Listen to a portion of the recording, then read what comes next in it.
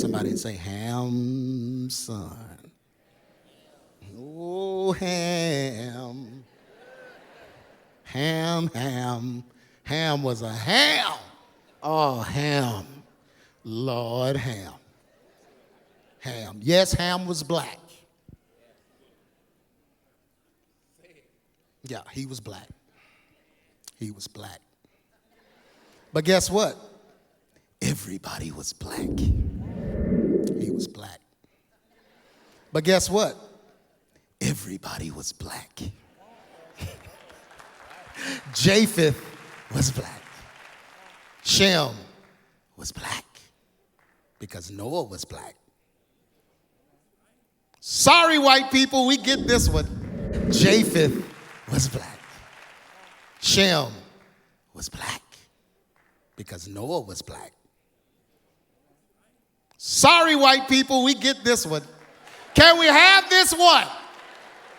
Can we have this one? What?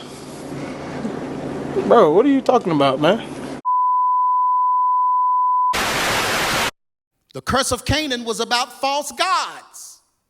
How do I know? Because of what Noah said. He said, blessed be the God of Shem and Japheth. But he did not name the God of Ham.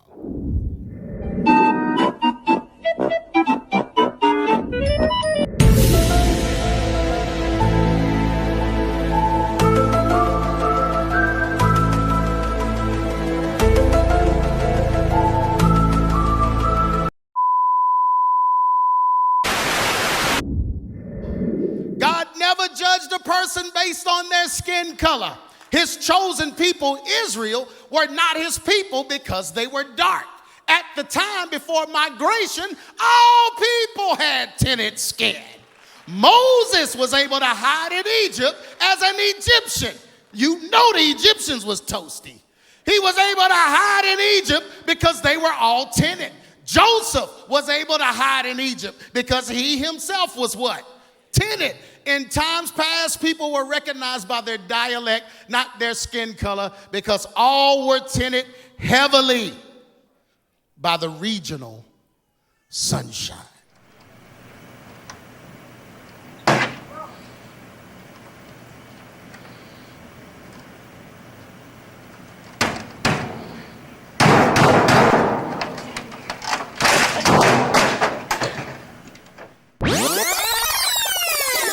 Yes, Ham was black. Yeah, he was black. He was black. But guess what? Everybody was black. Japheth was black. Shem was black because Noah was black. Sorry, white people, we get this one. Can we have this one? Can we have this one? What's up, everybody? This is Dante Fortson back with another study for you, addressing the evidence, part 3, Japheth, the Gentiles. So this study is going to be real interesting, but first things first. If you have not yet subscribed to my YouTube channel, please do so. Click the subscribe button. Also click the thumbs up button and make sure you share this. As always, share it on your Facebook page, share it on your YouTube page. That's something I recently learned that we can do. I know I'm probably late to the party on that, but yeah, definitely share it on your YouTube page, share it on your Facebook, Twitter, all your other social media, and make sure you click the bell so that you get notified whenever I upload new content. For those of you that want to support, you can go to patreon.com/Dante Fortson to show your support. I also have PayPal, Cash App, and a bunch of other stuff. So you can click the links in the description, or if you're on the BHITB website or blackhistoryinthebible.com, you can go to the page there for support. There's a support page. It shows you all the ways you can give if you want to give.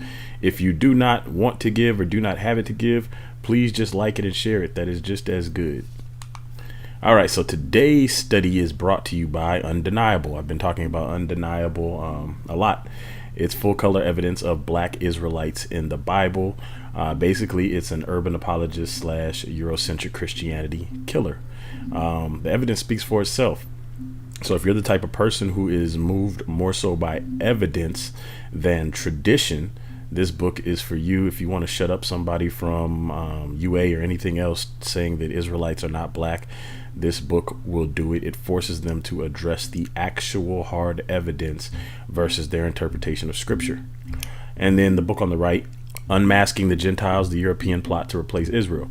So that's what we're going to get into today, is some of the content from this book, Unmasking the Gentiles. It basically goes into a line of study that many people are not familiar with. And the reason that many people are not familiar with it is because of Eurocentric Christian doctrine. Many of the pastors, including black pastors, go to seminaries. Seminaries were created by Europeans to teach European Christian interpretation of the Bible. They passed that down to the pastors, and then the pastors passed that down to the congregation. This is basically somewhat similar to when slaves would teach the Bible. When the overseers would have to sit in the church, sometimes as the master, sometimes it was not, sometimes it was somebody appointed by the master, but they would have to sit in these slave churches or wherever slaves congregated at to hear the Bible, and they would oversee what was being taught. And as we know, the discovery of the slave Bible shows us that it was a heavily redacted and altered version of the Bible that the slaves were given. They were not given the Bible as we know it now. So when people say that we wouldn't be Christians if it weren't for slavery, that's actually kind of not true. But we'll get into that later. We'll talk about how Christianity spread across Africa and Arabia first before it got to Europe. And today we'll touch on just a little bit of that, but not much. All right, so I did update this verse because I did think it started off weird the way I was starting it before. So here we go. Then they fasted that day and put on sackcloth and cast ashes upon their heads and rent their clothes and laid open the book of the law, wherein the heathen had sought to paint the likeness of their images. So that's what we've been going over.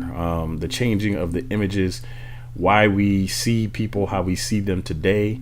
And in part 1 we talked about the Hamites. In part 2 we talked about the Shemites, and shed a little bit more light on what's going on with the sons of Noah. So today we're going to talk about the last son of Noah, and that is going to be Japheth.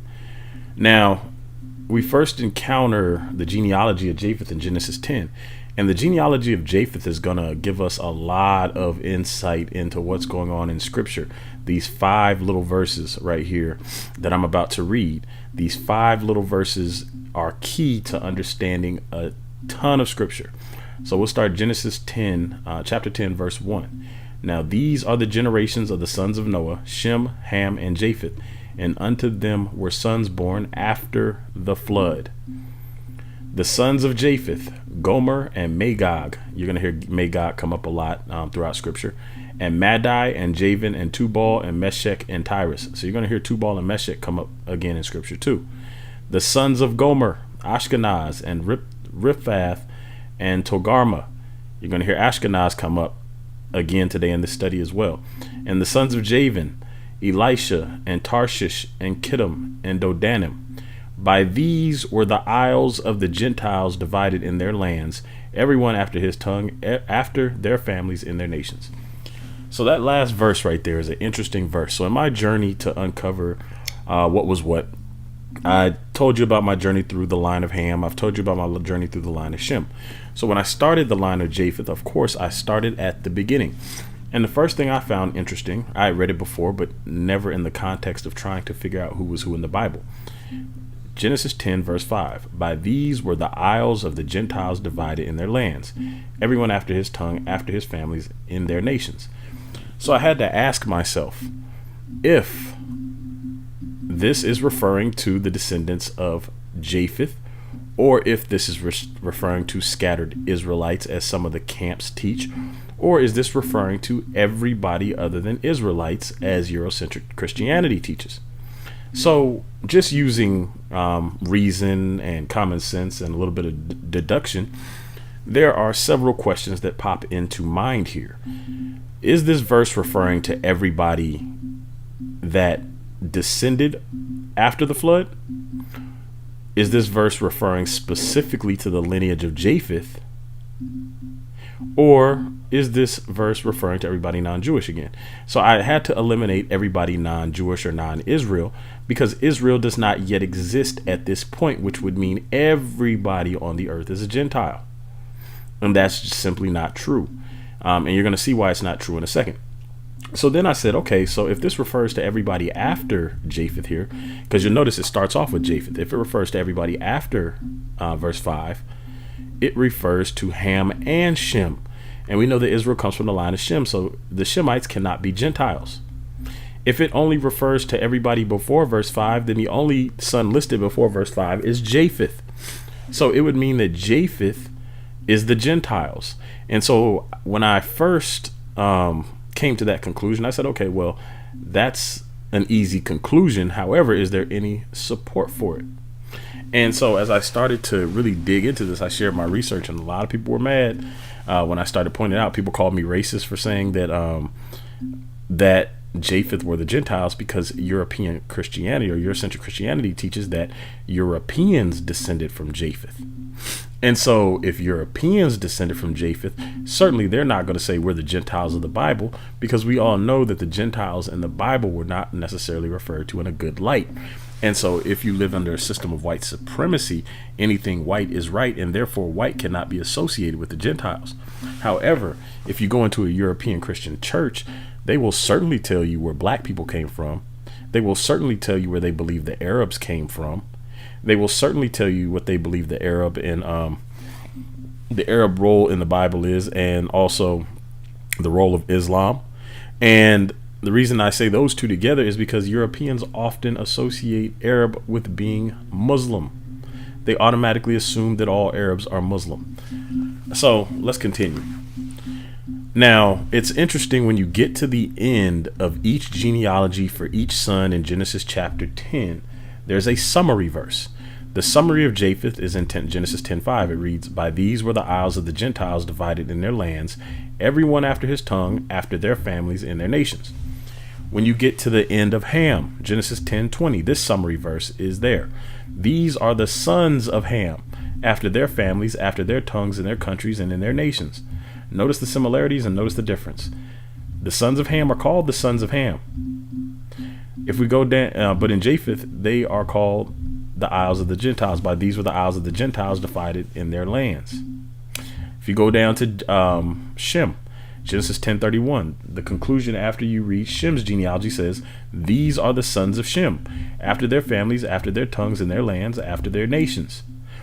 So we see that the sons of Shem are identified as such, the sons of Ham are identified as such, but when we get to the summary of Japheth, they are referred to as the Gentiles. That is on purpose. I do not believe that that was accidentally placed there. Otherwise, we would have to say that Japheth is missing a summary of his genealogy, which he's not. So we look at Genesis 10:5, and this is a Strong's Concordance screenshot. And the reason I'm using this screenshot is because I want to show you something. So this is where we talked about Japheth, and it says, "From these were separated the maritime peoples." Maritime, we're going to come back to the word maritime in a second. The maritime peoples, the Hag Goyim. The Hag Goyim. Now, that's Strong's number 1471. This is important. Strong's number 1471. The word Hag here, H-A-G, is like the word the. You'll see that in Genesis 6 when it talks about the mighty ones, the Hag Gibborim, the mighty ones. So it's the word the, and then Goyim, Gentiles. We saw that translated as Gentiles in Genesis 10:5 if you're reading a King James version of the Bible. We see here another translation of the word Gentiles as peoples, but it's very specific. So again, Strong's number 1471. We're going to come back to that. So let's plug this in. If Japheth is the Gentiles, and the Eurocentric Christian doctrine teaches that Japheth is Europeans, it would mean the Europeans are the Gentiles. So if you're not following me, leave a message in the comments and tell me you need me to clarify in a future video. If Japheth is believed to be the Europeans, by Europeans. This is not Dante. This is not Israelite teaching. This is not camp doctrine. This is Eurocentric Christianity saying that Japheth is the father of the Europeans. And this is the Bible saying that the descendants of Japheth are the Gentiles. So therefore, Europeans are Gentiles. So let's plug it in. It said, all right, so we're going to go to Genesis 14, 1 through 4. Now, this is a battle between the 4 kings versus the 5 kings. And as always, I encourage you to read the whole chapter for yourself for context. So Genesis 14:1, and it came to pass in the days of Amraphel, king of Shinar, Arioch, king of Elasar, Chedorlaomer, king of Elam, and Tidal, king of nations, that these made war with Bera, king of Sodom, and with Bersha, king of Gomorrah, Shinab, king of Admah, and Shemember, king of Zeboim, and the king of Bela, which is Zoar. All these were joined together in the vale of Siddim, which is the salt sea, or the Dead Sea. 12 years they served Chedorlaomer, and in the 13th year they rebelled. All right, so let's get into these 4 verses. So Amraphel, king of Shinar, we talked briefly about Shinar. We know that was part of Nimrod's kingdom previous to this. Arioch, king of Elasar, we haven't talked about that. We're going to skip that. Chedorlaomer, king of Elam, we talked about who the Elamites were and what they look like. And Tidal, king of nations. Now, I thought this was interesting because once I started getting into the Gentiles, I started to look into the Strong's Concordance a little bit more when we would run across these. We're gonna skip Sodom and Gomorrah. We're not gonna get into that right now. The kings of Sodom and Gomorrah, but I want you to go down to Genesis 14:4. 12 years they served Chedorlaomer, and in 13th year they rebelled. Now, why is this important? This is important for shutting down 2 arguments. The camp doctrine that teaches that Gentiles are scattered Israelites. That is simply not true. The other teaching that it destroys is that the Gentiles are everyone except for Israelites, because Tidal, kings of nations, according to Genesis 14:4, served Chedorlaomer for 12 years, and in the 13th year he's part of those. He was part of the alliance that fought the rebellion. They all served Chedorlaomer. And the other kings rebelled, Sodom and Gomorrah and Admah and Zeboim and Zoar. The 5 kings rebelled against the 4. So if all people except for Israelites are Gentiles, why isn't Tidal king of everyone? Why aren't they serving him? That was a huge question for me, right? Now, it may not make sense because it says Tidal, king of nations, but I'm going to show you. So Tidal, king of nations. Right here, Genesis 14:1, if you can see my mouse. So Tidal, king of who? The Goyim. The Goyim is translated as nations. That's Strong's 1471. So compare it again to Genesis 10:5. Who? The Hagoyim. Strong's 1471. So if Japheth is the Hagoyim and Tidal is king of the Hagoyim, he is king of a tribe that descended from Japheth, or the descendants of Japheth in Genesis 14. So we see them there. And again, Strong's 1471, the Goyim, translated as nations in Genesis 14, translated as people in Genesis 5, but it is the same word there. Goyim, 1471. So I decided to look it up on BibleStudyTools.com because it is not a black-owned site. I decided to look for Tidal. Not on Bible Study Tools. I actually Googled it, and then I clicked Bible Study Tools. But I like to use it because it is not a black-owned site. And for those that say we have an agenda to prove that Israel is black, it is kind of the nail in the coffin, because now they have to say, well, the Europeans have an agenda to prove this. So Tidal, in the LXX or the Septuagint, called Thurgal, styled the King of Nations, Genesis 14:1-9, which is what we were talking about, mentioned as Tutkula on Arioch's brick. Goyim, translated nations, is the country called Gudium, east of Tigris and north of Elam. Okay, so now we have directional indications of where Tidal is believed to have originated. So let's track before we move on. The Bible says that Japheth's descendants are the Gentiles. Eurocentric Christian teaching says that Japheth's descendants are the Europeans. The Strong's Concordance refers to Japheth's descendants as the Goyim. The Strong's Concordance says title is king of the Goyim. So all of this is coming together. Now we have directions. East of Tigris, north of Elam. So where's the Tigris? The Tigris is this river here. So if you know how maps work, you know this is north, this is east, this is south, this is west. So it's going to be east of the Tigris, which is this way, and north of Elam. Elam is here, so this way. And what do we find? Indo-European peoples. Indo-European peoples. So we have a direct connection from title to Europe. He was the king of the European nations when we see this fight in Genesis 14. So there is one piece of evidence that not only is Japheth the father of the Europeans, that the Europeans and the Gentiles are one and the same. So that's just the first piece of evidence. Let's keep looking. So I have this little guy here. We plug in the theory to see if it works. And again, I've always been open and said that if I find information that does not fit my current belief and that information pans out, I'm willing to change my current belief to fit that, which is one reason why you will never see me sign any kind of charter or associate with any kind of denomination or say I'm part of any group, because my doctrine, I'm willing to change my doctrine, and I can't do that if I'm part of a group that says, hey, we adhere to these doctrines right here.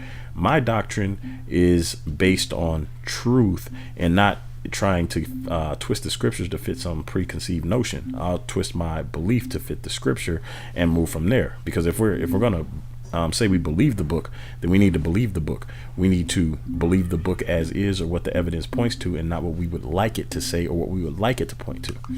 So I said we would come back to that word maritime. And the reason we're coming back to that word maritime is because we're going to see it again. So maritime, an adjective connected with the sea, especially in relation to seafaring, commercial, or military activity, living or found in or near the sea, and bordering on the sea. So this is maritime. Now, in Genesis 10:5, it says the Strong says it could be translated as maritime peoples. So in Judges, we encounter this place called Heretical of the Gentiles. This is important because this stood out to me because this was located in Canaan. So I asked myself, why would the place located in Canaan, why would they specifically say this is Heretical of the Gentiles? And in my opinion, it's because the writer wanted us to understand that this was not a Canaanite settlement. This was a different settlement. So you find that in Judges 4:2, Judges 4:13, and Judges 4:16, Heretical of the Gentiles. So of course I had to do some digging into that. And what did I find? This is a Wikipedia entry, and you can find that in the description. Now, the reason, again, I'm going to use Wikipedia is because most of these are not written by black people, but they also provide you with a lot of clues on where to go to next. I know people say, well, anybody can put up a page on Wikipedia. Well, have you tried it yourself? Have you tried to go through and put up a page on Wikipedia? Have you tried to get through their approval process and see how long it would last if you tried to make edits to any page? Don't just take people's word for it. It's not as simple as people make it out to be, to just go throw up a page on Wikipedia, get it approved. There are people who will come fact check you and flag your information if it's not correct, and they will have it removed within a matter of hours, sometimes minutes. So here, and again, there's a link in the description. This is modern identifications of Heretical of the Gentiles. What I want you to focus on is down here, El Awat in Israel. Archaeologists Oren Cohen and Adam Zertel of the University of Haifa proposed that the site of El Awat between Katzer Harish and Nahal Iron is the site of Heretical Hagoyim. Again, that word Hagoyim, Heretical is the Gentiles. The site was excavated from 1993 to 2000 by teams from the University of Haifa, the University of Cagliari, and Sardinia. The dig was headed by Professor Zertel, and the dig revealed a fortified place dating to the late Bronze Age and early Iron Age. The style of fortification walls, passageways in the walls, and rounded huts is very different from Canaanite cities of the era, leading Zertel to propose that the site may have been occupied by the Shardana, one of the sea peoples who invaded the Levant in the Bronze Age. Zertel based his 2010 Hebrew language, Sisera's Secret, a journey following the sea peoples and the Song of Deborah, on this theory. So where I want you to zero in on is this was very different from Canaanite cities.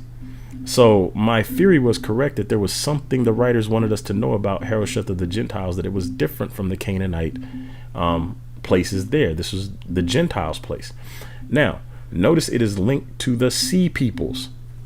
And again, we're going to tie all this in. Let me go back real quick to here. Genesis 10:5.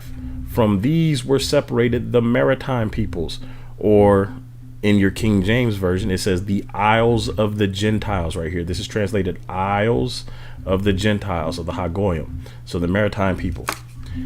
So we see that Harosheth of the Gentiles is associated with maritime people, which would tie it back to Japheth, Harosheth of the Gentiles. So it ties it back to Japheth in language and the way it's used. So the sea peoples, I decided to dig into Wikipedia for the sea peoples because Wikipedia has so much information. Now, listen to this. The sea peoples are a purported seafaring confederation that attacked ancient Egypt and other regions on the East Mediterranean prior to and during the late Bronze Age collapse. Following the creation of the concept in the 19th century, it became one of the most famous chapters of Egyptian history, given its connection with the words in Wilhelm Max Muller. We'll go down here. Let me see here. Let's go all the way down to the bottom right here. It says the sea peoples remain unidentified in the eyes of most modern scholars, and hypotheses regarding the origin of various groups are the source of much speculation. Existing theories variously propose equating them with several Aegean tribes, raiders from Central Europe, scattered soldiers who turned to piracy, who have become refugees, and links with the natural disasters such as earthquakes or climatic shifts. All right, so yeah, there's a lot of reading right there. All right, so the sea people, they are from the Aegean tribes. If we come back up here, which I skipped, their origins undocumented. The various sea peoples have been proposed to have originated from places that includes Western Asia Minor, the Aegean, the Mediterranean islands, and Southern Europe. So again, we see the link here. Down here, it says with several Aegean tribes, equating them with several Aegean tribes, raiders from Central Europe. So we have Harosheth of the Gentiles, which was discovered. The Gentiles we know are from the Japheth. We see that the settlement of Harosheth is linked to the sea people, and we see that the sea people are seafaring Europeans. All of this ties in together. So where is the Aegean? The Aegean Sea is here. These are the Mediterranean islands. This over here is Asia Minor. So again, we see all the connections to Europe. So Southern Europe, Central Europe, North, East, South, and West. This is Europe right here. So Central Europe would be this area. Southern Europe would be further down this area, Asia Minor, the Aegean Sea, the islands, the Mediterranean islands. These are Europeans being referred to. They had a settlement over here in modern day Israel, which is ancient Canaan. They had a settlement somewhere in this way. So it makes sense when you see that the Aegean and the Mediterranean islands are here and that they had a settlement here. It makes sense when we read Genesis 10:5 and it says Japheth's people were seafaring people, or the Hagoyim. They were over in this direction, and we're going to see them all up in here and all that. But all of this starts to make sense once you understand the context and who is being referred to as the Gentiles. So we're going to plug it in somewhere else and see if it fits, because there's a consistency in truth. You don't have to bend the truth. You don't have to stretch the truth. You don't have to try to make it fit your doctrine. It just fits if you accept the truth. And so if the theory that Japheth is the originator of the Europeans, and Japheth is also the Gentiles, there should also be connections that we can keep making over and over and over again consistently to tie Japheth to the Gentiles and to tie Japheth to Europe, which means the Europeans are the Gentiles and not everybody else except for Israel. So Mark chapter 10, verses 32 through 34, we see it happen again.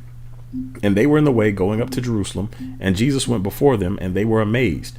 And as they followed, they were afraid, and he took again the 12 and began to tell them what things should happen unto him, saying, Behold, we go up to Jerusalem, and the Son of Man shall be delivered unto the chief priests and unto the scribes, and they shall condemn him to death, and shall deliver him to the Gentiles. And they shall mock him, and shall scourge him, and shall spit upon him, and shall kill him, and the third day he shall rise again. So they're going to Jerusalem, and he's going to be delivered unto the chief priest and the scribes. And we know that happened when Judas came in the Garden of Gethsemane and betrayed him, and he was turned over. But what did they do? They condemned him to death and turned him over to the Romans. Why did they turn him over to the Romans? Because it was during Passover, and that by law, by Jewish law, they could not put anybody to death during Passover. Excuse me. They couldn't put anybody to death during Passover. So what did they do? They turned him over to the Romans. Who are the Romans? The Romans are Europeans. So right there in verse 33, where he says, they shall condemn him to death and shall deliver him to the Gentiles. They delivered him to the Romans. The Romans are Europeans that descend from Japheth. So once again, we have this solid connection. It says, and they shall mock him and shall scourge him. Who beat Christ? Pilate had him beat. Pilate was a Roman, and the Roman soldiers beat him. It says they shall spit upon him. We know that happened. They shall kill him. Who crucified him? It was the Romans. Now, whether you agreed he died on a tree or cross or however you want to believe he died, it was the Romans that the Bible says killed him. The Israelites did not kill him. They turned him over to the who? The Gentiles, the descendants of Japheth. And where are the Romans from? The Romans are from Italy. Rome in Italy, right here, Rome, Italy. They are seafaring people. They also invaded on land. They came around this way. They conquered most of this, came around this way. They came through the sea. And this is important because when we get to the invasion of Jerusalem in 70 AD, the European or the Eurocentric Christian doctrine will tell you that the Israelites fled further into Europe to escape the Romans, even though the Romans had occupied this territory. It doesn't make sense that they would flee into Rome or further into Roman occupied territory to escape. And so they fled this way because Rome had not taken over all of Egypt. Rome had pushed up to a certain point, and so it makes sense for them to flee into Africa and further down into Arabia. But we'll get there in part 4, when I'm going to talk about the enslavement of Israel in 70 AD and which way they fled and the limbo migrations and how this all ties in. All of this stuff ties in historically. So we see Rome here, one of the seafaring peoples. What do we see in Genesis 5? The maritime peoples, the Gentiles, the lineage of Japheth, right here. All of this ties back together. So let's plug it in somewhere else. Paul. So before I dig into that map, one of the things that comes up is that Paul is the apostle to the Gentiles. Paul makes this clear. Paul says this flat out, apostle to the Gentiles. If you have any Bible program, you can pull that up. He says it a couple times. He is an apostle to the Gentiles. So my theory that Gentiles are Europeans is true. And if my theory that the Gentiles are not everybody except the Europeans is true, then we should be able to have some proof from Paul, since Paul is the apostle to the Gentiles. So let's look at Paul's journeys. As you can see right here, I didn't make this map. This is a map that is an offshoot of the European map that always appears in the back of most Bibles. If you have a study Bible, you likely have a map of Paul's journeys. You can pull that map out and use it too and see this consistent. Now, it has Paul's first and second missions on here. And over here, you will see a brief stop in Jerusalem. So if you read through the book of Acts, I believe it is, Paul stops there before he begins his before he begins a leg of his journey, because he needs some advice. He goes to consult. So he doesn't preach in these areas, though. So what you'll see is that Paul, who is the apostle of the Gentiles, starts to travel. Where? Not this is Israel. This is Africa. Down this way is Arabia. He doesn't go to Africa and Arabia. He goes towards where? The Gentiles, Europe. And how does he get there? Traveling by sea vessel most of the time. You can read about Paul's sea crash and all the other stuff that was going on, but they traveled by sea vessels. They were maritime people. So this is how Paul traveled. And as you can see, he ended all up in the Mediterranean islands and all in these European territories. Why could Paul travel so freely like that? Because Paul was a free-born Roman citizen. And I talked about before that Paul was mistaken for an Egyptian. The captain did not believe Paul was a Roman citizen, nor did he believe Paul could speak Greek. I believe that's Acts chapter 15. He was confused because Paul's appearance did not match. He said, "Aren't you an Egyptian?" And Paul said, "No, I'm a freeborn Roman citizen." And he wanted to speak in Greek. He said, "Can you speak Greek?" He didn't know that Paul could speak Greek based on his appearance. So Paul did not look like a European. But Paul traveled all into Europe because he was the apostle of the Gentiles. So again, we see consistency in truth. If the Gentiles were everybody except the Israelites, Paul could have traveled all down into Arabia. He could have traveled all over Africa, but he didn't. He went toward the Gentiles, Japheth. So when Paul in Acts chapter 14, we see this. Paul, and again, this is going to be proof of what I'm saying about these people being Europeans and not scattered Israelites. In Acts 14:8 says, "And there sat a certain man at Lystra, impotent in his feet, being a cripple from his mother's womb, who never had walked. The same heard Paul speak, who steadfastly beholding him, and perceived that he had faith to be healed, said with a loud voice, Stand upright on thy feet. And he leaped up and he leapt and walked. And when the people saw that what Paul had done, they lifted up their voices, saying in the speech of Lycaonia, the gods are come down to us in the likeness of men. And they called Barnabas Jupiter and Paul Mercurius, because he was the chief speaker. Then the priest of Jupiter, which was before their city, brought oxen and garlands unto the gates, and would have done sacrifice with the people. And then Paul and Barnabas stopped them from doing it. But on the right, you see Jupiter. Jupiter is the Roman equivalent to Zeus. Who worship Jupiter? The Romans. And who are the Romans? Europeans. Who worship Zeus? The Greeks. Who were the Greeks? Europeans. So Paul was teaching Europeans the gospel, and they started to compare him to Mercurius, or Mercury, this guy. And as you will see, this is the staff of this is the symbol of the American Medical Association and a bunch of other places. It is places to do with medicine. It is the symbol of healing. It's called the caduceus. It is the symbol of healing. And so when Paul healed that guy and told him to get up, they started calling him Mercurius, or Mercury, because Mercury is one of the messenger gods who also was associated with healing or health or medicine. So you have to understand that Paul was in Europe dealing with Europeans and European beliefs and European traditions, because he was the apostle of the Gentiles. So they said that they were in the speech of Lycaonia, right? And here we see Lycaonia. What's over here? This is the Mediterranean Sea, the Mediterranean islands, the seafaring people. This is consistent with what we are seeing in the Bible. It's consistent with what we are seeing in history. They spoke in this language. They called Paul Mercurius, or Mercury, the Roman messenger god. They called Barnabas Jupiter, the Greek equivalent to Zeus. So understand who they were dealing with. So again, let's plug it in somewhere else and see if it continues to fit. Who are these people? If you aren't familiar with these people are called the Ashkenazi Jews. So the Ashkenazi Jews are the people that most of the time we see depicted on TV as the Jews. This is who we see in Israel, depicted as the true Israelites. We see them here in America. We see them all over the world.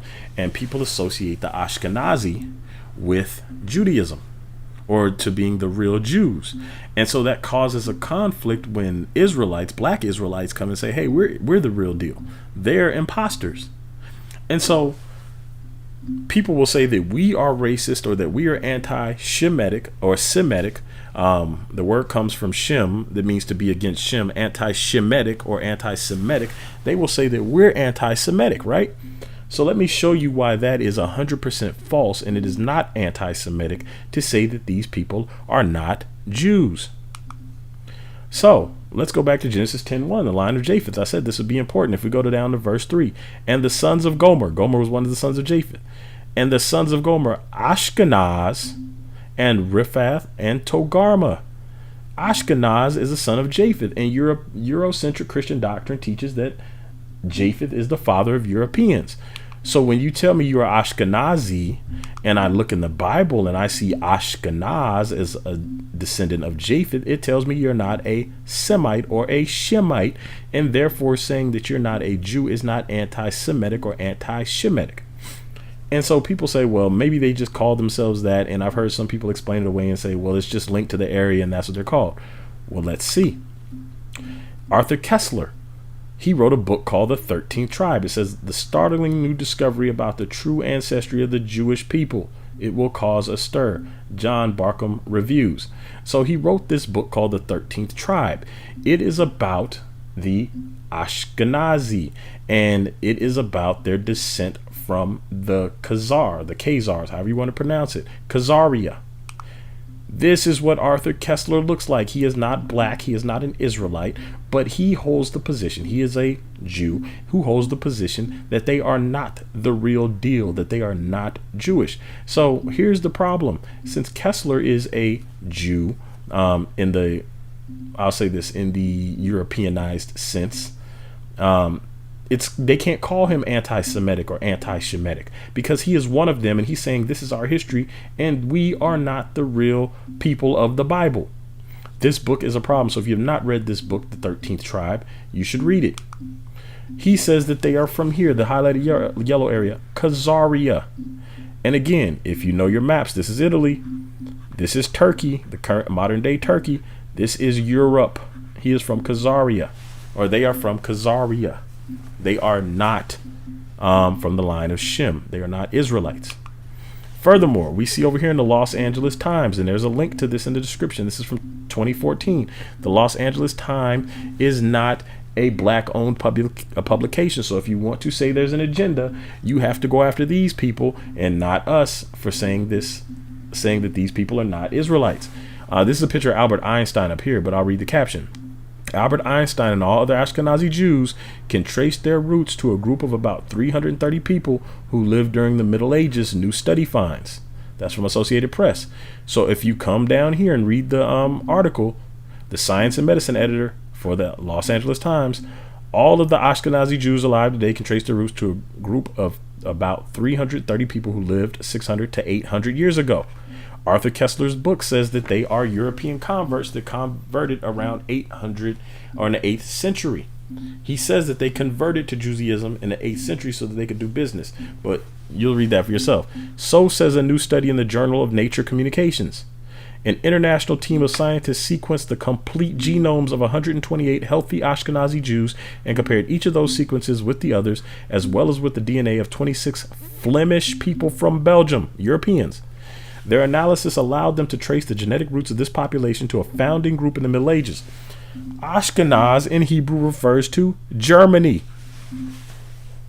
And Ashkenazi Jews are those who originated in Eastern Europe.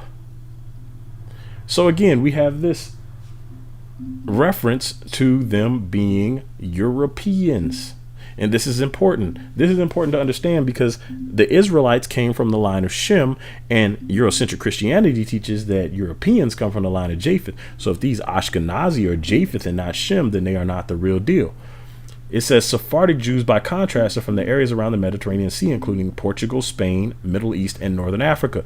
If you start to study those areas, you'll realize those areas were under Moorish control. For a long time, the Moors occupied those areas.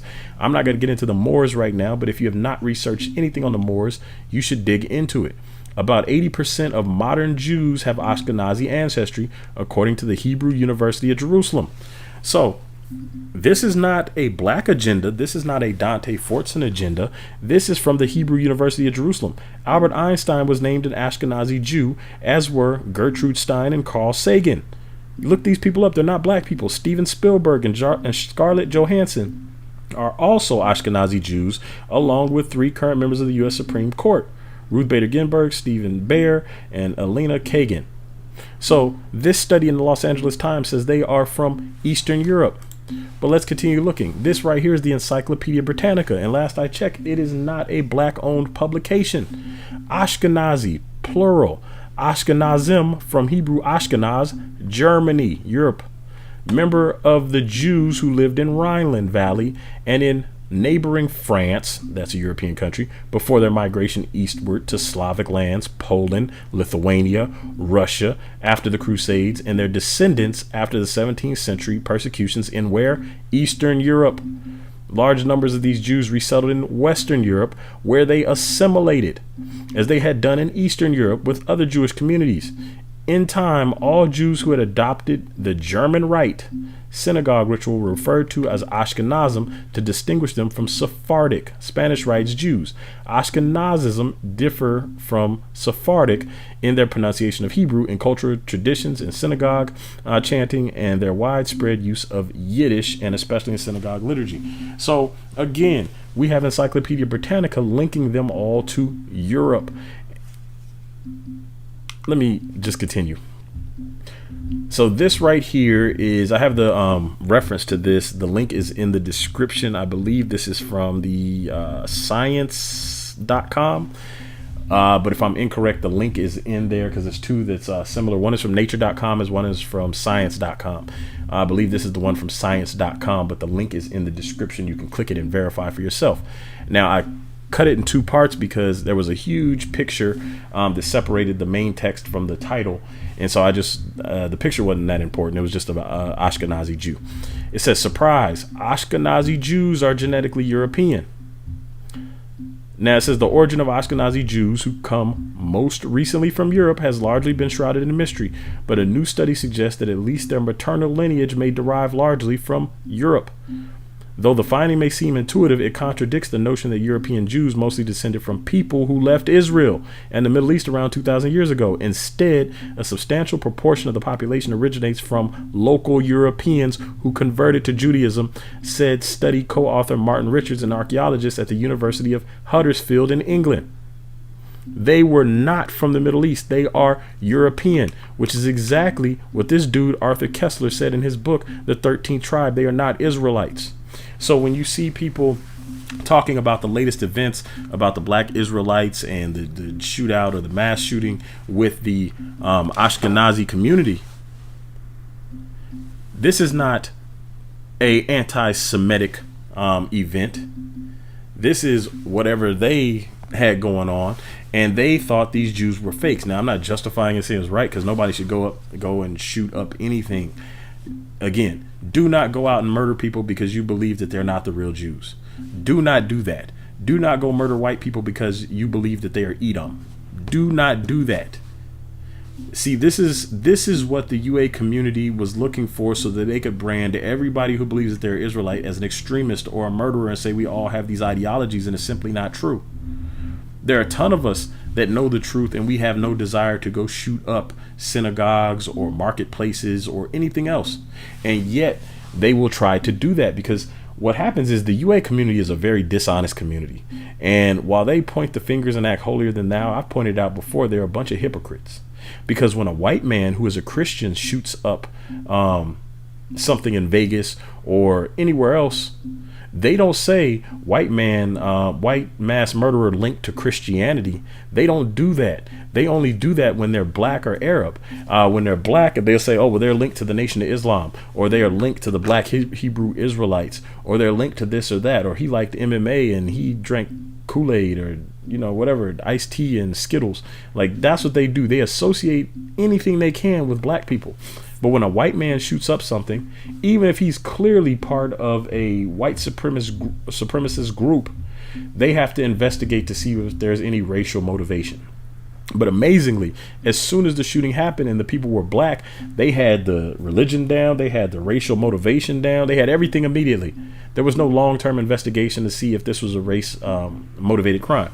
So understand that there is a war going on, and you black urban apologists are smack dab in the middle of the war, being used against your own people by people pushing the doctrine that these false Jews. Now, it's not Dante Fortson calling them false. The Los Angeles Times called them false. They called them Europeans. The real Jews are from the line of Shem. Los Angeles Times said these people are from Europe, which is Japheth, and that's consistent with Eurocentric Christian doctrine. The Encyclopedia Britannica said these people are Europeans. Science.com said these people are Europeans. We come over here. This is, I believe, Nature. No, this isn't Nature magazine. This is another one. So you'll have the link to this too.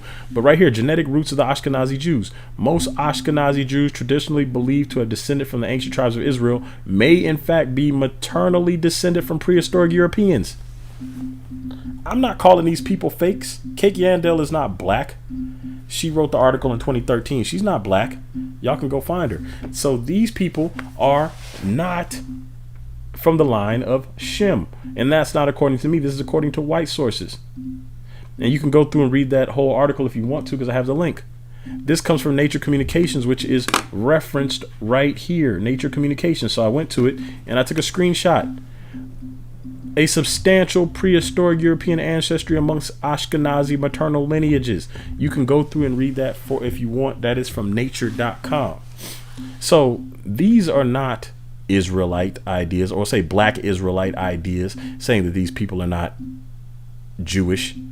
This is coming directly from Europeans that say they have DNA evidence, and they trace this and said these people are Europeans, which the Europeans have been teaching that they are Japheth for the longest. So if they are not European, if they are not Israelites and they are Europeans, it means that the Israelites are other people. Let's go to Haaretz. This is a Israelite, or let me back up, a Jewish publication, an Ashkenazi Jewish publication. Israel's skin cancer rate second highest in the world. The skin cancer rate in Israel is among the highest in the world. The Israel Cancer Association reported yesterday at the end of 2000, there were 3,631 skin cancer patients in Israel, and around 200 die every year from the disease. Why? What is skin cancer? Melanoma. It kills you from being out in the sun. It develops from being out in the sun too long. If you have done any research on melanoma, then you know what melanoma is about. And the reason they get melanoma at that rate is because their skin is not designed for that climate. That climate is designed for darker skin tones. So when you see all the stuff pointing to, hey, these people are not Israel, these people are not Israel, and now they have a skin cancer rate because they're physically not supposed to live there, that should send off all the red flags, all the alarms. But again, they want to say that we have an agenda for teaching this, or that we are racist, or that we are anti-Semitic, and all we're doing is using European sources and their own Haaretz publication to say that, hey, something is not right, because this, what we're being taught about the Gentiles being everybody except for Israel, is wrong. And when the camps say that the Gentiles are scattered Israelites, they are wrong, because everything that we've seen so far points to them being Europeans. So the reason this is important about the Ashkenazi Jews is because it lays some things into context when you come into scripture. There are some references that don't seem to make sense unless you understand that there are people right now saying that they are Jews and they are not Jews. They're saying that they're Israelites, but they are not Israel. So let's start at Genesis 9:27. What does Noah say when he's talking about the destinies of his children? He says, God shall enlarge Japheth, and he shall dwell in the tents of Shem, and Canaan shall be his servant. Well, we've already seen Harosheth and the Gentiles was located in Canaanite territory, and because that presence was there, they may have actually had some kind of control over the Canaanites. But God shall enlarge Japheth, and he shall dwell in the tents of Shem. Who's living in Israel right now? I was going to get into the Balfour Agreement or the Balfour Accord or whatever you want to call it. You can look it up yourself. Balfour. I might bring it up later on. But they made a deal for the land of Israel so they could live in the tents of Shem, Japheth, the Europeans, the Ashkenazi, Lord Rothschild. So when you look that up, you'll see it. Pastor Omar talks about it a little bit in one of his sermons. So if you've heard Pastor Omar's sermon on it, he covers it very well. Isaiah 44:5. This is interesting as well. This is in the Bible. One shall say, I am the Lord's, and another shall call himself by the name of Jacob, and another shall subscribe with his hand unto the Lord, and surname himself by the name of Israel, or last name himself. What are Jewish last names? All the Steens, all the Bergs. There's lots of names that we know what they are. They are calling themselves. It says, another shall call himself by the name of Jacob, and shall subscribe unto his hand with the Lord, and surname himself by the name of Israel. These people are not Israel. They are calling themselves Israelites. They are living in the tents or the home of Shem. Revelation 2:9. I know thy works and tribulation and poverty, but thou art rich, and I know the blasphemy of them which say they are Jews and are not, but are the synagogue of Satan. So let's ask this. He says, I know thy poverty. Who is the poorest people among the poorest people on the planet right now in general? Negroes. The wealth gap between us and everybody else is crazy ridiculous. And yet that is not the stereotype that comes with the Ashkenazi or the European Jews. The stereotype is that they are very greedy and miserly and they hoard money. This is a stereotype. Now, I know some Ashkenazi Jews personally, and they are not rich. They don't hoard money. Not all of them are like that. That is a stereotype. Just like we have stereotypes for black people, there are stereotypes for them as well. But the stereotype is that they have money and that they're not impoverished. And yet here in Revelation, he says, I know thy tribulation and thy poverty. So, and he calls it blasphemy to say that they are Jews and they are not. Blasphemy. Let's go down to Revelation 3:9. Behold, I will make them of the synagogue of Satan, which say they are Jews and are not, but do lie. Behold, I will make them to come worship before thy feet, and to know that I have loved thee. So that means the people who are lying will then turn and worship a whole different set of people that God is going to reveal that he really loved them. So there's something being set up bigger than just whether or not these people are Jews. There's something bigger going on. These people have, appropriated our entire culture. But we talk about cultural appropriation a lot within the black community because everything we do gets culturally appropriated. We come up with something hip hop and they take over the whole industry and try to mold hip hop into what they want until we see Miley Cyrus, the daughter of a country music singer, twerking. Like we see this on TV and we see them trying to dress like what they believe we dress like and act like what they believe we act like and basically appropriate our entire culture. And this is the same thing that happened with these fake Jews, according to the Bible. They named themselves that. They lived in the tents of Shem and they called themselves Jews. So let's plug it in again somewhere else, because as we can see, the dots keep connecting back to Europe. Now, this is an interesting verse because this is going to lead into part 4 when we talk about the enslavement of Israel. And I know the urban apologists have been waiting for me to get to Deuteronomy 28, and your wait is probably nowhere near over because I might not use Deuteronomy 28 at all when I talk about the enslavement of Israel, because there's so many other verses and chapters that I can use that have nothing to do with Deuteronomy 28, and yet they still capture the same conclusions that Deuteronomy 28 comes to. And the reason that I've been avoiding using Deuteronomy 28 is because the urban apologists and some of the other groups, they like to try to say that we are taking Deuteronomy 28 out of context. Okay, fine. I can use something else because I've been at this apologetics thing for a long time and I understand the Bible and I understand how to maneuver around their attacks. So let's look at Zechariah 1:21. This is the vision of the 4 carpenters. Then said I, what come these to do? And he spake, saying, these are the horns which have scattered who? Judah. so that no man did lift up his head. But these are come to fray them, they're talking about the carpenters, to cast out the horns of the Gentiles, the Europeans, which lifted up their horn over the land of Judah to scatter it.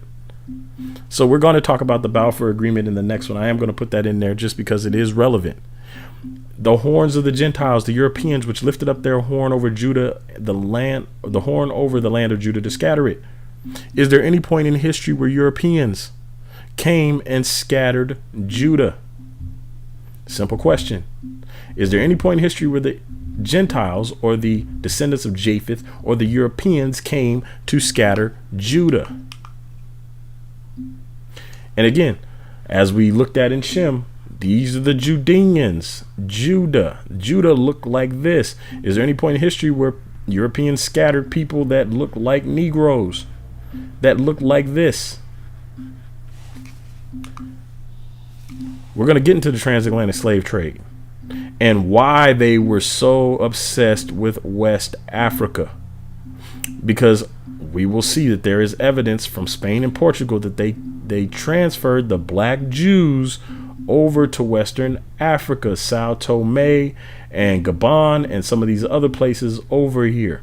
We're going to look at multiple maps, not just the Emmanuel Bowen map that most people are familiar with, where it says Judah, but we're going to look at the map from multiple European nations that have Judah marked off as the slave coast, because Spain and Portugal started transporting people there.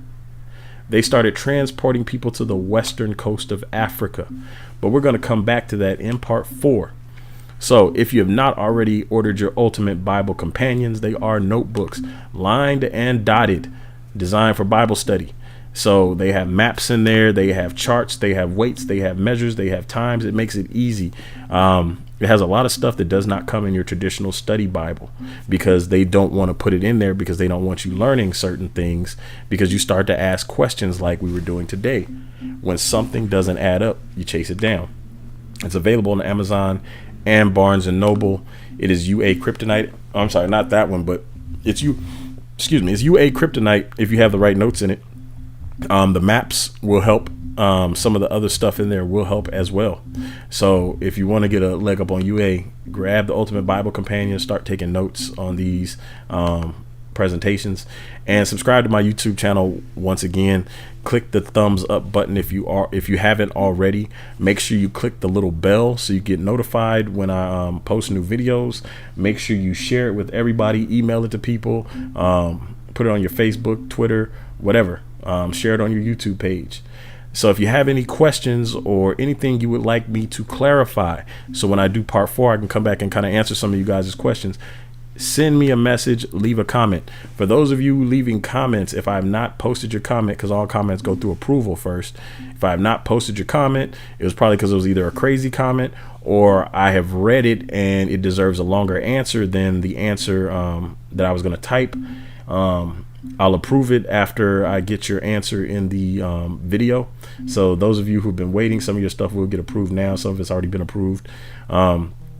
Send me a comment on my website, or you can contact me through Facebook Messenger, or for those of you who know how to email me, you can do that as well. And if you are a Patreon patron, send me a direct message on Patreon. You get priority if you are a patron. Doesn't matter if you're a $1 patron or a $10 patron, you get priority. So with that said, hope you guys enjoyed this study. If you have questions, get in touch with me. But until next time, I'm out.